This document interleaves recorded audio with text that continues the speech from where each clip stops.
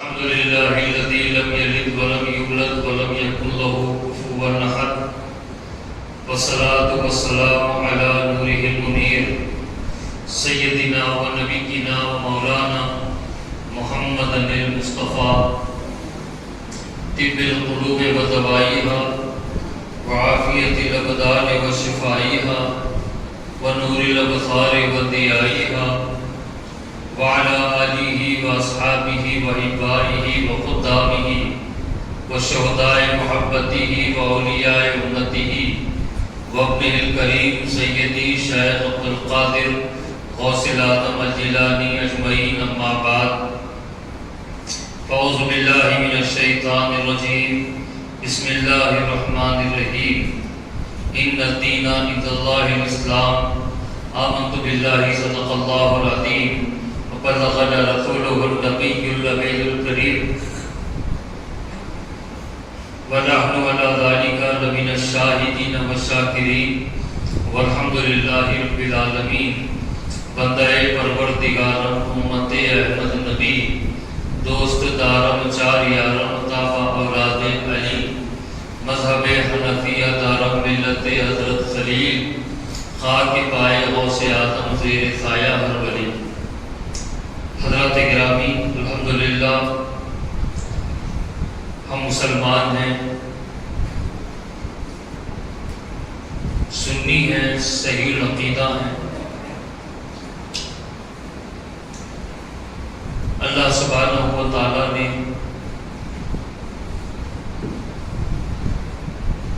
اپنے حبیب صلی اللہ علیہ وآلہ وسلم کی نسبت عطا فرمائی۔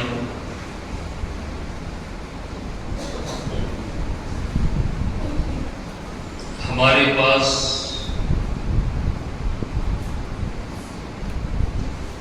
جو اعمال ہیں، ہمارے جو عقیدے ہیں، وہ ساری کی ساری قرآن و حدیث سے ثابت ہیں۔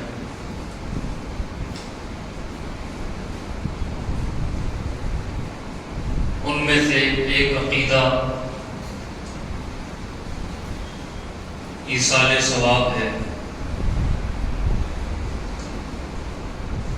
اس موضوع پر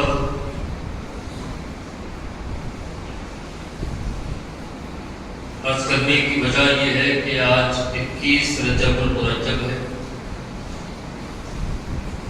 اور انشاءاللہ کل 22 رجب المرجب ہے، اور مسلمانوں کے گھر ایک میعاد ہوتی ہے سیدنا امام جعفر صادق رضی اللہ تعالیٰ عنہ کی، جو کنڈوں کی نیاز سے معروف ہے۔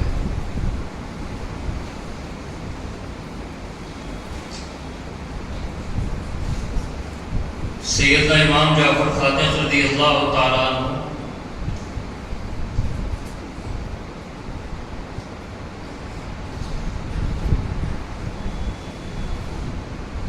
خاندان اہل بیت کے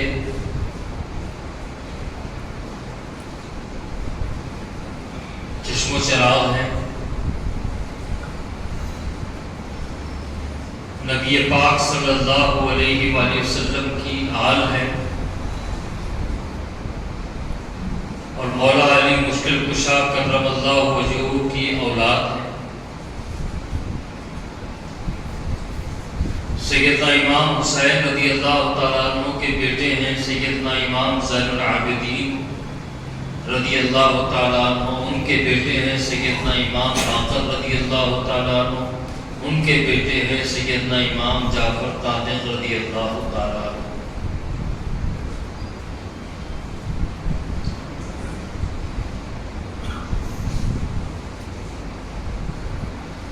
ائمہ اہل بیت میں بڑا مقام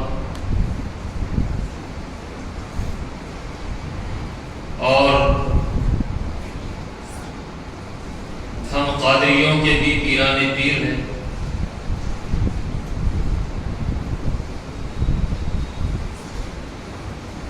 شجرہ طیبہ قادریہ کے ایک اہم رکن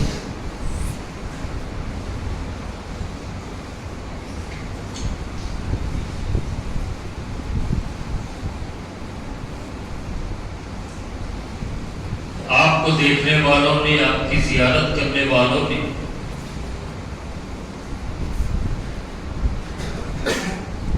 آپ کے متعلق یہ فرمایا کہ آپ کو دیکھنے سے ہی اندازہ ہو جاتا کہ آپ نبیوں کی نسل سے ہیں۔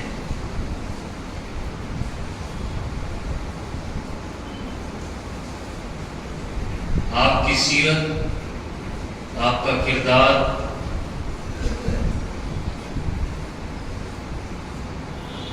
آپ کا چال چلن، آپ کا لوگوں سے ملاقات کرنا،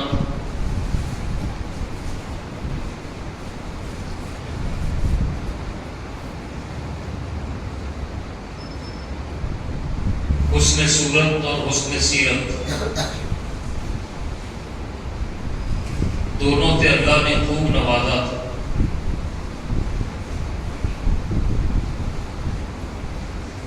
کہ دیکھنے والے کہتے ہیں کہ آپ کو دیکھنے ہی سے اندازہ ہو جاتا کہ ہم کسی اور سے نہیں بلکہ نبیوں کی نسل سے مل رہے ہیں۔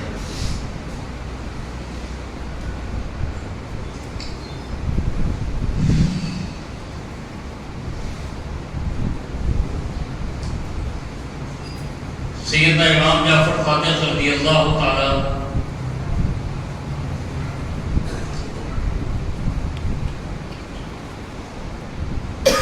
نام ہی اتنا برکت والا ہے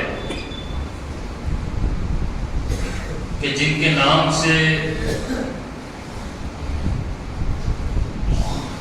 بلائیں دفع ہوتی ہیں، آفات دور ہوتی ہیں، اور نیاز بھی اتنی برکتوں والی ہے کہ جن گھروں میں یہ نیاز ہوتی ہے اللہ تعالیٰ اس گھر کے رہنے والوں کو ہر آفت سے محفوظ رکھتا ہے۔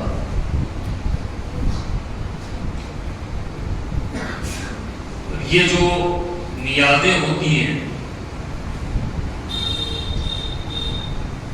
یہ ایصال ثواب کی ایک شکل ہوتی ہے،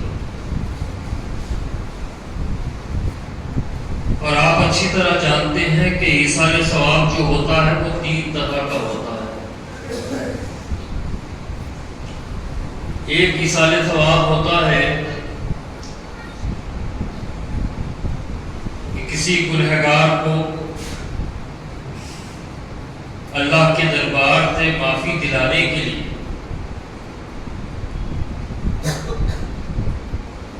اللہ کے دربار سے کسی کو معاف کروانے کے لیے ایک ایصال ثواب کیا جاتا ہے، اور ایک ایصال ثواب ہوتا ہے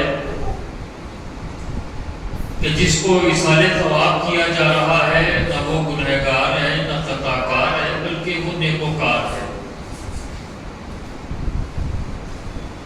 ہمارے ایصال ثواب کا وہ محتاج نہیں ہے، لیکن اللہ سبحانہ وتعالیٰ کی بارگاہ میں اس کے بلندی درجات کے لیے معروضہ رکھا جاتا ہے۔ اور ایک ایصال ثواب ہے کہ ساری زندگی جن کی نیکوکاروں والی رہی، کوئی گناہ ان سے سرزد نہیں ہوا، کوئی خطا ان سے نہیں ہوئی، ساری زندگی وہ اللہ کی اطاعت اور اللہ کے حبیب کی اتباع میں جنہوں نے گزاری،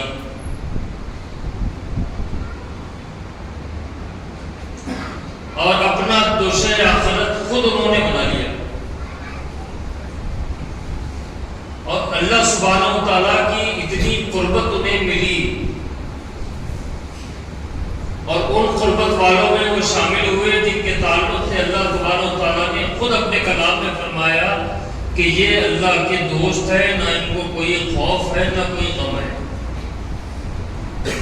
بے نیاز ہے، بے فکر ہے۔ اب ایصال ثواب ان کو کیا جاتا ہے۔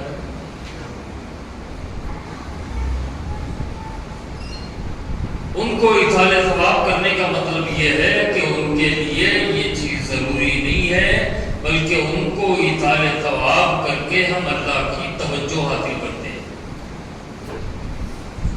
اللہ سبحانہ و تعالیٰ کی بارگاہ میں عرض کرتے ہیں مولا ہم گنہگار ہیں، خطا کار ہیں، ریاکار ہیں، لیکن مولا تیرے چاہنے والوں کے چاہنے والے ہیں اور ان کے لیے ہم کچھ کرتے ہیں، مولا اس کو قبول فرما اور ہمیں بھی اس کی برکتوں سے مالا مال۔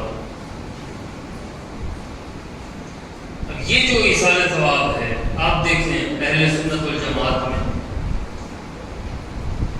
12ویں کو نیاز ہوتی ہے، 11ویں کو نیاز ہوتی ہے، محرم میں نیازوں کا اہتمام ہوتا ہے، اور اس کے علاوہ بھی الحمدللہ چونکہ ہم اہل سنت والجماعت ہیں ہمارے پاس اکثر بزرگوں کی نیازیں ہوتی رہتی ہیں۔ انہی میں سے ایک نیاز 22 رجب المرجب کو کنڈوں کی نیاز ہے۔ سیدنا امام جعفر صادق رضی اللہ تعالیٰ عنہ کو یہ نیاز ایثار ثواب کرنے کے لیے کی جاتی ہے۔ یہ آپ کے لیے آپ کو اس کی محتاجی نہیں ہے، بلکہ یہ نیاز ہم اس لیے کرتے ہیں کہ اللہ سبحانہ و تعالیٰ کی توجہ اپنی طرف مبذول کروائے، اللہ سبحانہ و تعالیٰ کی رحمتوں کی توجہ، برکتوں کی توجہ ہماری طرف ہو جائے، اللہ تعالیٰ ہم پر خاص کرم فرمائے کہ یہ میرے چاہنے والے کا چاہنے والا ہے۔ بعض لوگوں کو یہ اعتراض ہوتا ہے کہ بھئی امام جعفر صادق رضی اللہ تعالیٰ نہ 22 رجب کو پیدا ہوئے، نہ 22 رجب کو آپ کا وصال ہوا، کہ پھر 22 رجب کو کنوں کی نیاز کیوں ہوتی ہے؟ تو اب اس کو اس طرح سمجھیں کہ 29 شعبان المعظم غوث اعظم کی ولادت کی تاریخ ہے، 17 ربیع الثانی غوث اعظم کے وصال کی تاریخ ہے، لیکن 11 ربیع الثانی کو آپ کی نیاز کی جاتی ہے۔ بزرگوں کی اپنی پسند کی تاریخ ہوتی ہے، اور جہاں تک 22 رجب کا معاملہ ہے ہمارے صوفیاء کرام سے، ہمارے پیران کرام سے ہم نے جو سنا ہے وہ یہ ہے کہ 22 رجب المرجب کو سیدنا امام جعفر صادق رضی اللہ تعالیٰ عنہ کو اللہ تعالیٰ نے غوثیت کبریٰ کے مقام پر، غوثیت کے مقام پر فائز فرمایا، اور اللہ تعالیٰ کی اس بڑی نعمت کے حاصل ہونے پر خود سیدنا امام جعفر صادق رضی اللہ تعالیٰ عنہ نے لوگوں کی دعوت فرمائی۔ اور ظاہر سی بات ہے جو بزرگوں کا عمل ہے بڑی حکمتوں سے معمول ہے اور بڑی برکت والا عمل ہوتا ہے۔ تو اہل سنت والجماعت نے بھی 22 رجب المرجب کو سیدنا امام جعفر صادق رضی اللہ تعالیٰ عنہ کی اس نیاز کا اہتمام کیا ہے، کرتے ہیں، اور انشاءاللہ قیامت تک کرتے رہیں گے۔ یہ ایثار ثواب کی ایک شکل ہے، اور میں اکثر کہتا ہوں کہ ہم یہ جو بزرگوں کے تذکرے کرتے ہیں، ان کی سیرت کی حوالے سے بات کرتے ہیں، ان کے کردار، ان کے پاکیزہ کردار کے حوالے سے بات کرتے ہیں، یہ صرف اس لیے نہیں کرتے کہ سال میں ایک مرتبہ آپ انہیں یاد کر لیں، ان کے نام کی نیاد کر لیں، کھا لیں اور پھر بھول جائیں۔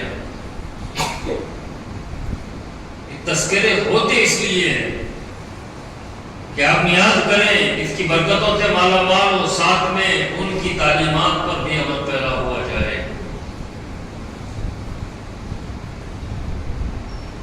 ان کی زندگیوں کے نور سے بھی اپنی زندگیوں کو منور کیا جائے۔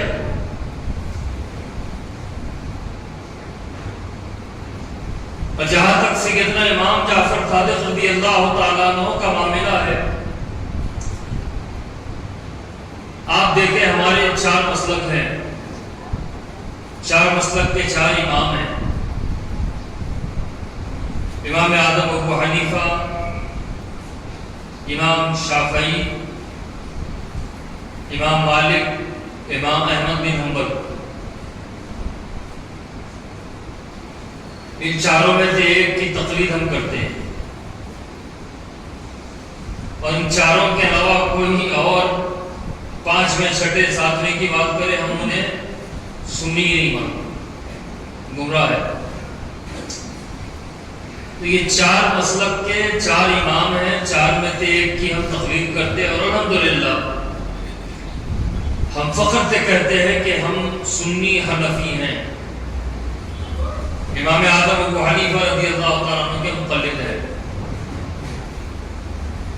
اور وہ جو ہمارے امام ہیں امام اعظم ابو حنیفہ رضی اللہ تعالیٰ عنہ، وہ روحانی شاگرد ہیں سیدنا امام جعفر صادق رضی اللہ تعالیٰ عنہ۔ اور صرف امام اعظم ابو حنیفہ نہیں بلکہ سیدنا امام مالک رضی اللہ تعالیٰ عنہ بھی آپ کے روحانی شاگرد۔ امام جعفر صادق رضی اللہ تعالیٰ عنہ کے یہ 2 شاگرد ہیں، اور ان کے علاوہ سینکڑوں شاگرد ایسے ہیں جو اپنے آپ کو سیدنا امام جعفر صادق رضی اللہ تعالیٰ عنہ سے منسوب کرتے ہوئے فخر سے کہتے ہیں کہ ہم نے امام جعفر صادق سے بڑھ کر کسی کو فقیہ نہیں دیکھا۔ اب ذرا سوچیں کہ سیدنا امام اعظم ابو حنیفہ رضی اللہ تعالیٰ عنہ جب امام جعفر صادق رضی اللہ تعالیٰ عنہ عراق پہنچے، بغداد شریف، غالباً کوفہ جب پہنچے تو سیدنا امام اعظم ابو حنیفہ رضی اللہ تعالیٰ عنہ کو اطلاع ہوئی کہ امام حسین کے پوتے اور حضرت سیدنا ابوبکر صدیق رضی اللہ تعالیٰ عنہ کے نواسے سیدنا امام جعفر صادق رضی اللہ تعالیٰ عنہ کوفہ میں حاضر ہوئے ہیں۔ تو آپ کو جیسے اطلاع ملی بڑے باادب اور اپنے شاگردوں کے ساتھ حاضر ہوئے۔ اب امام اعظم ابو حنیفہ رضی اللہ تعالیٰ عنہ خود ایک بڑا نام ہے کہ آج دنیا بھر کے جو مسلمان ہیں اس کا 50% سے زائد حصہ جن کا مقلد ہے اس امام کا نام امام اعظم ابو حنیفہ ہے۔ وہ پہنچ گئے اپنے شاگردوں کو لے کر امام جعفر صادق رضی اللہ تعالیٰ عنہ کی خدمت میں، اور گئے اور 2 دانوں ہو کے بیٹھ گئے۔ اب استاد بیٹھ گئے تو شاگرد بھی اسی انداز میں بیٹھ گئے۔ امام جعفر صادق رضی اللہ تعالیٰ عنہ نے دیکھا تو اپنے مصاحب سے پوچھا کہ یہ کون ہے جو اپنے ساتھ یہ جمع غفیر لیے پھر رہے ہیں؟ تو انہوں نے کہا کہ حضور یہی ابو حنیفہ ہیں، نعمان ابن ثابت جنہیں کہتے ہیں، اور یہ تمام ان کے شاگرد ہیں۔ اور سیدنا امام اعظم ابو حنیفہ رضی اللہ تعالیٰ عنہ 2 سال آپ کی خدمت میں رہے، اور سیدنا امام اعظم ابو حنیفہ رضی اللہ تعالیٰ عنہ کی یہ خاصیت ہے کہ آپ امام جعفر صادق رضی اللہ تعالیٰ عنہ کے بھی شاگرد ہیں، اور آپ کے والد سیدنا امام باقر رضی اللہ تعالیٰ عنہ کے بھی شاگرد ہیں۔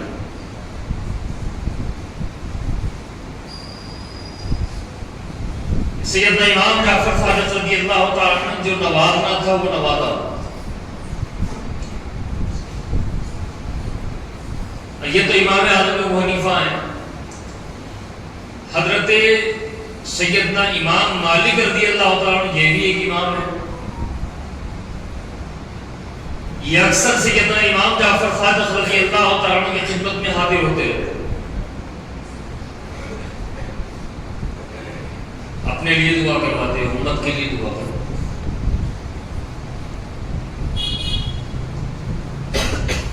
اور حضرت امام مالک رضی اللہ تعالیٰ عنہ فرماتے ہیں کہ میں جب بھی امام جعفر صادق کی بارگاہ میں گیا، خدمت میں جب بھی حاضر ہوا، میں نے امام جعفر صادق کو یا تو نماز پڑھتے ہوئے دیکھا، یا قرآن کی تلاوت کرتے ہوئے دیکھا، یا لوگوں کو واعظ و نصیحت کرتے ہوئے دیکھا۔ چوتھا کام کرتے ہوئے میں نے نہیں دیکھا۔ اب اتنے بڑے بڑے امام جس بات کی گواہی دیں، اس کے مقام و مرتبے کا اندازہ کیا لگایا جائے؟ سیدنا امام جعفر صادق رضی اللہ تعالی عنہ آپ کے جو ارشادات ہیں سلسلے قادریہ ہوں یا سلسلے نقشبندیہ ہوں اور بھی جتنے سلاسل ہیں ان سب کے پیر امام جعفر صادق رضی اللہ تعالی عنہ آپ کے بغیر شجرے مکمل نہیں ہوتے.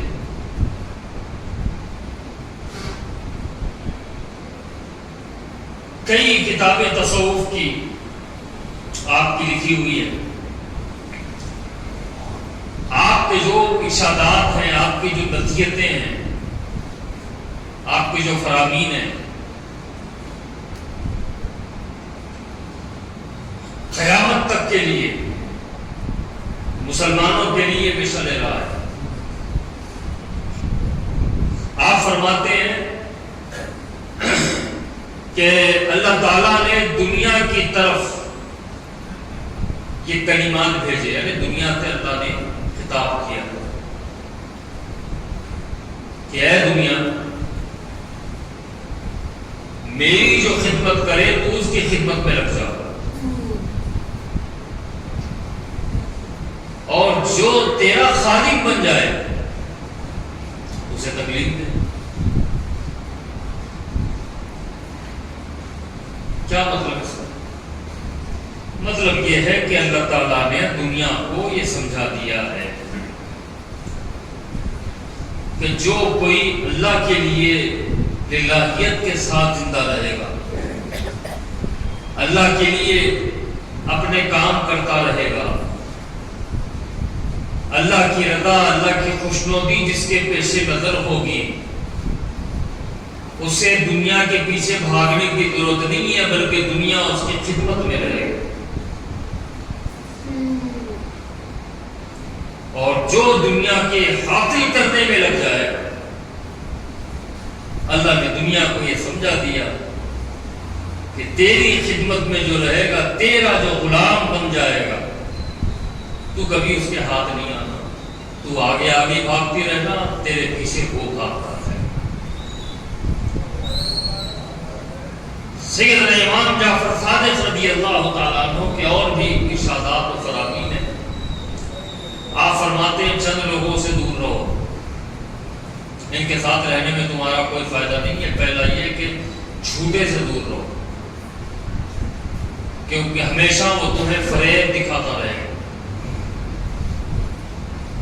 پھر فرماتے ہیں بخیل سے دور رہو، کنجوس سے دور رہو، اس کے ساتھ رہنے میں تمہیں کوئی فائدہ نہیں ہونے والا. پھر فرماتے ہیں کہ کمزور کے ساتھ مت رہو، بزدل کے ساتھ مت رہو، کبھی بھی جو میدان چھوڑ کے بھاگ سکتا ہے. رہنا ہے تو مرد کے ساتھ رہو تاکہ تم پر کوئی مصیبت آئے تو وہ تمہارا ساتھ ٹھہر سکے.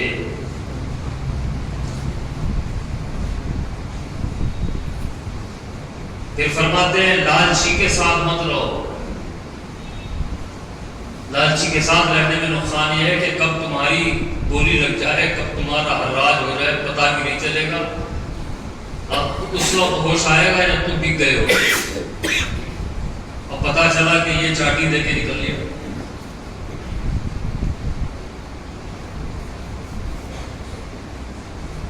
پھر فرماتے ہیں کہ بیوقوف کے ساتھ مت رہو. دوستی کرنی ہے تو عقل مند سے کرو، بیوقوف سے دوستی کرو گے تو تمہارا کچھ فائدہ ہونے والا نہیں ہے، بلکہ وہ جہاں جہاں ڈوبے گا تمہیں بھی لے ڈوبے گا.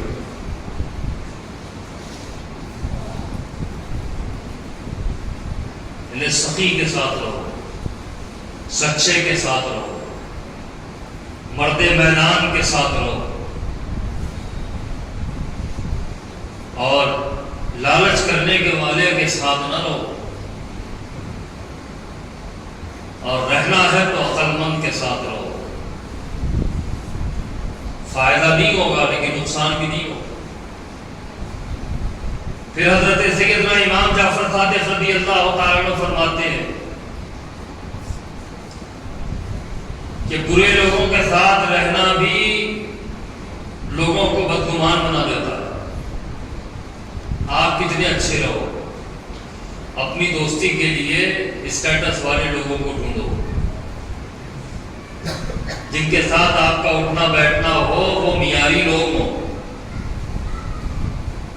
آپ تو اپنے آپ کو وزن رکھنا چاہتے ہو، لیکن آپ کا اٹھنا بیٹھنا حلقوں کے ساتھ ہے۔ اب ظاہر سی بات ہے، حلقوں کے ساتھ آپ اٹھنے بیٹھنے والے ہو، چھوٹوں کے ساتھ آپ اٹھنے بیٹھنے والے ہو، تو شمار تو انہی لوگوں میں۔ اور سیدنا امام جعفر صادق رضی اللہ تعالیٰ عنہ نے رستے کے حوالے سے بات بتائی کہ تم جس راستے پہ چلو گے تم کو اسی راستے سے تمہاری نسبت اسی راستے سے ہو جائے گی۔ مثال کے طور پر اگر آپ مسجد کے راستے پہ جاؤ گے تو لوگ تو آپ کو نمازی کہیں گے، کیونکہ آپ کا راستہ جو ہوگا لوگوں کا گمان بھی اسی انداز کا ہوگا۔ آپ مسجد کے راستے کے علاوہ کسی اور راستے کو اپنے لیے پسند کر رہی ہو تو پھر جو راستہ ہے لوگ تو وہی کہیں گے کہ بھئی وہ تو وہاں جانے والا آدمی ہے۔ سیدنا امام جعفر صادق رضی اللہ تعالیٰ عنہ فرماتے ہیں راستے سے بھی تمہاری شہرت ہے، تم جیسا راستہ چنو گے ویسے مشہور ہو جاؤ گے۔ اگر تم یہ چاہتے ہو کہ نیک و کار رہو، لوگوں کی نظر میں اچھے رہو، تو بھی مسجد والا راستہ اختیار کرو۔ بے شمار ارشادات و نصائح سیدنا امام جعفر صادق رضی اللہ تعالیٰ عنہ کے۔ اور عزیزان گرامی، آپ ہی کی نیات ہم 22 رجب المرجب کو کرتے ہیں، اور یہ ایصال ثواب کی ایک شکل ہے۔ اور میں نے پہلے ہی عرض کیا کہ الحمدللہ ہم سنی مسلمان ہیں، ہمارے جو عقائد ہیں، ہمارے جو اعمال ہیں، ہمارے پاس جو طریقے ہیں وہ قرآن و حدیث کے مطابق ہے۔ حضور پاک صلی اللہ علیہ وآلہ وسلم کی خدمت میں ایک شخص حاضر ہوا، عرض کہ یا رسول اللہ گناہ حد سے بڑھ جائے تو کیا کیا جائے؟ وہ گناہ کم کرنے کی کوئی ترکیب ہے؟ تو حضور نے اسے مایوس نہیں کیا، حضور نے یہ نہیں کہا کہ گناہ کر دیا تیرا بیڑا غرق ہو جائے، اب تیرے لیے بچا کیا؟ جب گناہ تو نے کر لیے ہے، گناہوں میں اضافہ ہو گیا ہے، گناہوں میں زیادتی ہو گئی ہے، تو اب پلٹنے کا راستہ تیرے پاس کیا ہے؟ حضور نے مایوس نہیں کیا، حضور نے فرمایا کہ اگر تیرے گناہ حد سے زیادہ ہو جائے تو لوگوں کو پانی پر پانی پلا، تیرے گناہ جھڑتے جائیں گے۔ یہی سارے یہ تو میرے اپنے ہاتھ کا کام ہے کہ میرے گناہ ہو گئے اور مجھے اس بات کا احساس ہو گیا کہ مجھ سے گناہ ہو گیا ہے اور گناہوں پر میں نادم ہوں، تو میں لوگوں کو پانی پلاؤں، لوگوں کو کھانا کھلاؤں، لوگوں کی ضروریات کو پورا کروں، لوگوں کے دکھ درد میں شامل ہو جاؤں، یہ میرے گناہوں کا کفارہ ہو، میرے گناہ معاف ہو جائے گا۔ اب میں دنیا سے چلا جاؤں، دنیا سے گزر گیا، اب تو کچھ کرنے کے قابل نہیں رہا، لیکن عزیزان گرامی اللہ تعالیٰ نے، اللہ کے حبیب نے ہمیں یہاں بھی مایوس نہیں کیا۔ حضور پاک صلی اللہ علیہ وآلہ وسلم کے ایک صحابی حضرت سعد حضور کی خدمت میں حاضر ہوئے، عرض کیا یا رسول اللہ میری والدہ گزر گئی ہیں، ان کے لیے میں کچھ کرنا چاہتا ہوں، کر سکتا ہوں؟ حضور نے فرمایا کر سکتے ہو۔ تو یا رسول اللہ میں کیا کروں؟ چونکہ وہ صحابی مال والے، دولت مند صحابی تھے۔ حضور نے فرمایا اگر کچھ اپنی ماں کے لیے کرنا چاہتے ہو تو ایک کام کرو، مدینے میں پانی کی قلت ہے، ایک کنواں تیار کروا دو، ایک کنواں تیار کروا دو، اور جب کنواں تیار ہو جائے تو مجھے اطلاع کرو۔ وہ فوراً گئے، زمین خریدی اور ایک کنواں تیار کروا دیا، اور کنواں جب تیار ہوا تو پینے کے پانی کے لیے کنواں کھودا گیا تھا، لیکن پانی تو کھارا تھا۔ اب حضور نے تو فرمایا تھا کہ اطلاع کر دی جائے، حضور کی خدمت میں عرض کیا گیا رسول اللہ کنواں تیار ہو گیا، لیکن ایک خرابی یہ ہے کہ اس کا پانی پینے کے لائق نہیں ہے۔ حضور صلی اللہ علیہ وسلم نے فرمایا کوئی بات نہیں، مجھے لے چلو۔ حضور خود اس کنویں کے پاس تشریف لے گئے اور کنویں کا پانی حضور نے لیا اور کلی فرما دی، اور ادھر حضور نے کلی فرما دی، سارے کا سارا کنویں کا پانی میٹھا ہو گیا۔ اب مدینے پاک میں اس جیسا میٹھا پانی کوئی نہیں۔ پھر حضور نے کیا کیا؟ کنویں کے پاس کھڑے ہو کر اپنے دونوں ہاتھوں کو اٹھایا اور اللہ کی بارگاہ میں عرض کی مولا یہ کنواں سعد کی ماں کا ہے، جب تک لوگ اس سے پیاس بجھاتے رہے اس کا ثواب سعد کی ماں کو عطا فرما۔ یہ ایصال ثواب۔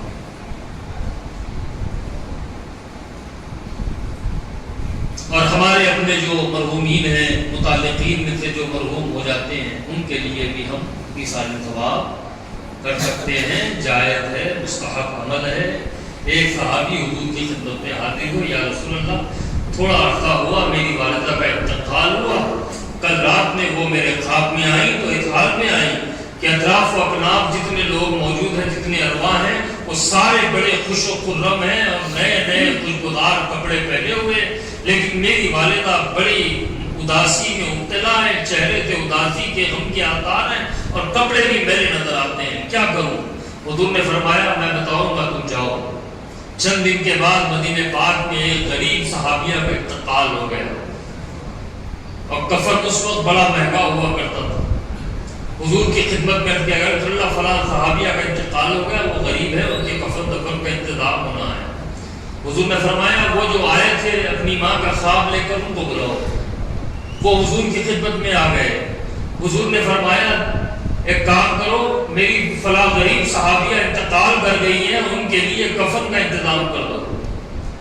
حضور کا حکم تھا، وہ بازار گئے، وہ کفن خرید کے لائے اور حضور نے وہ غریب صحابیہ کی تکفین کے لیے ان کو بھیج دیا۔